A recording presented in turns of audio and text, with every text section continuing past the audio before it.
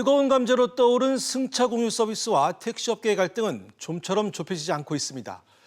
평행선을 달리는 택시와 타다의 갈등, 해법은 뭔지 짚어보겠습니다. 자, 최 기자, 먼저 승차 공유 서비스와 관련해서 주무부처인 국토부의 입장은 뭡니까?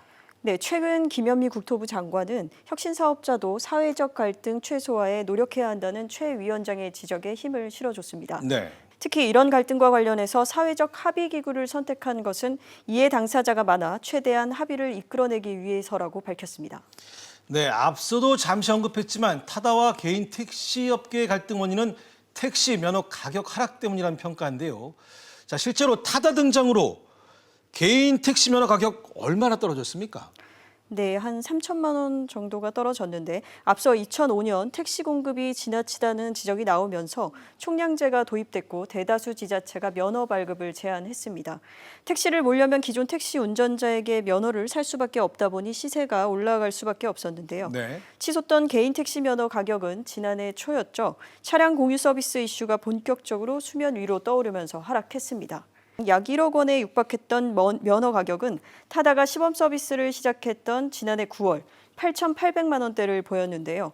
지난해 10월 타다가 본격 출시되면서 급격히 하락해 5월에는 6,400만 원까지 떨어졌습니다.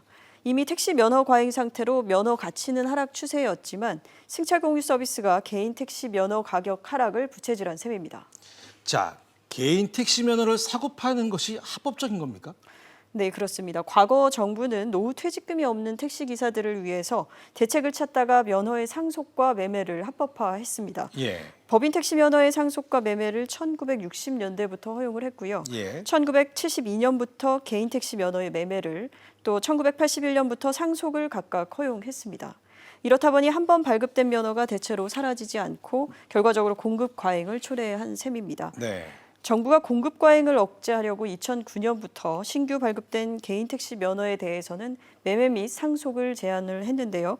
오히려 기존 면허에 대한 프리미엄만 높아지는 부작용을 낳았습니다. 또 현재 이에 따라서 전국의 택시는 면허 기준 25만 대 정도로 이 가운데 5만 대가량이 공급 초과 상태입니다. 알겠습니다. 그래서 이 개인 택시 면허가 기사분들에게는 퇴직금으로 인식되는 모양입니다. 결국 갈등을 풀려면 개인 택시 면허 문제 해결이 우선일 텐데요. 자, 송 기자. 네.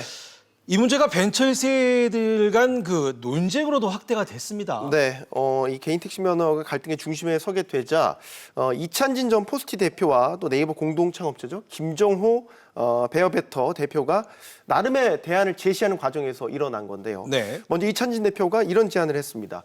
타다가 요즘 6,500만 원 한다는 택시 면허를 사드리고 이 면허를 타다와 같은 사업 면허로 전환해주면 어떨까라는 아이디어였습니다.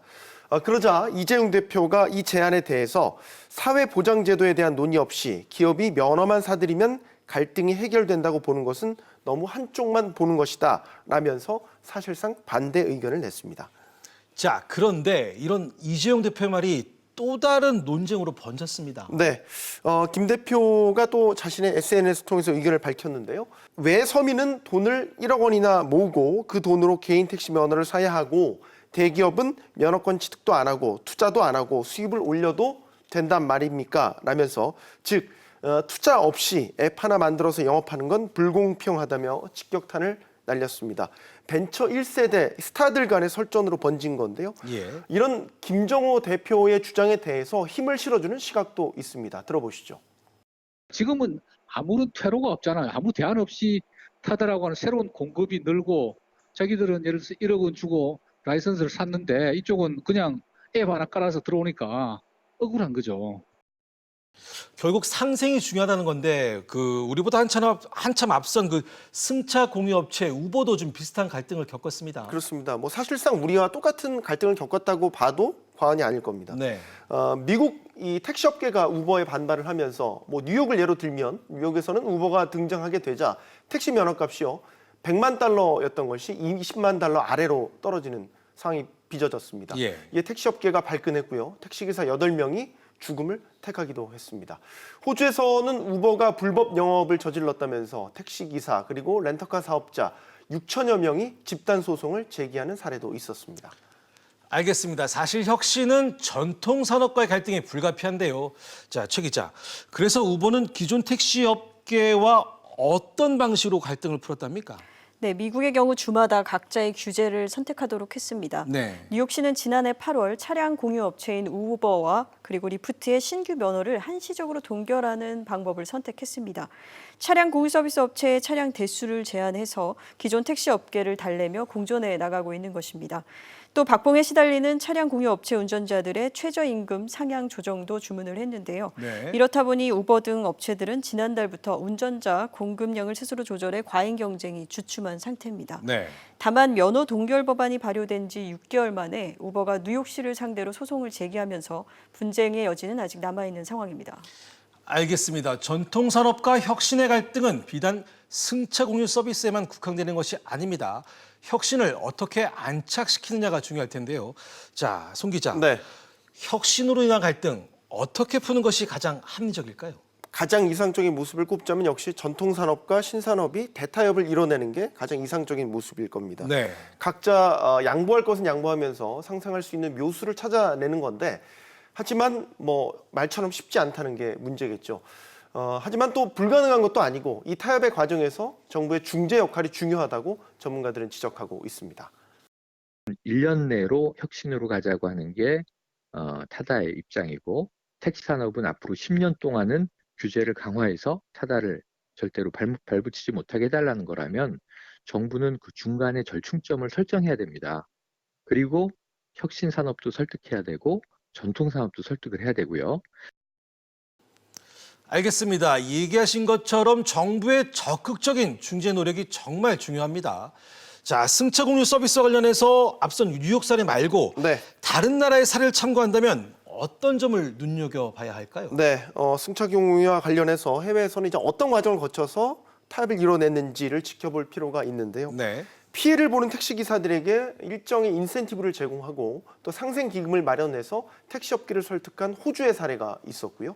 핀란드의 경우에는 승차 공유를 합법화하는 대신에 택시 기사들에게 요금을 자율적으로 결정할 수 있도록 규제를 풀어서 타협을 또 끌어낸 사례가 있었습니다. 과감한 규제 완화와 지원책이 마련된다면 택시 업계의 이해와 수긍을 끌어낼 수 있다는 게 전문가들의 견해입니다. 네. 더 근본적으로는 마치 이게 신산업과 전통산업 간 갈등이 혁신과 반혁신, 육성과 구조조정 같은 대립구도로 만들어지지 않고 타협하면 충분히 상생할 수 있다라는 신뢰를 서로 주는 것이 필요하다라고 한 목소리를 내고 있습니다. 이번 사태의 본질은 단순히 택시와 타다와의 대립이 아닙니다. 혁신을 어떻게 뿌리 내리는가입니다. 혁신은 묵은 것을 깨뜨려 새로운 것을 만들어내는 진보입니다. 그러다 보니 기존 산업이나 그 속에서 기득권을 잃지 않으려는 반발은 불가피합니다. 그래서 누구는 새로운 성장 동력이라는 기대를 보내지만 누구는 애꿎은 피해를 양산하는 위협이라고 비난합니다. 그럼에도 공유경제로 대표되는 혁신은 피할 수 없는 시대적인 흐름입니다. 누가 옳고 그름을 따지기보다는 어떻게 안착시킬지를 고민해야 합니다. 그래서 이번 논쟁이 그나마 다행스러운 이유입니다. 모양새는 이상하게 시작된 이번 논쟁이 그동안 공회전만 하던 혁신에 대한 해법을 찾는 계기가 되어야 합니다.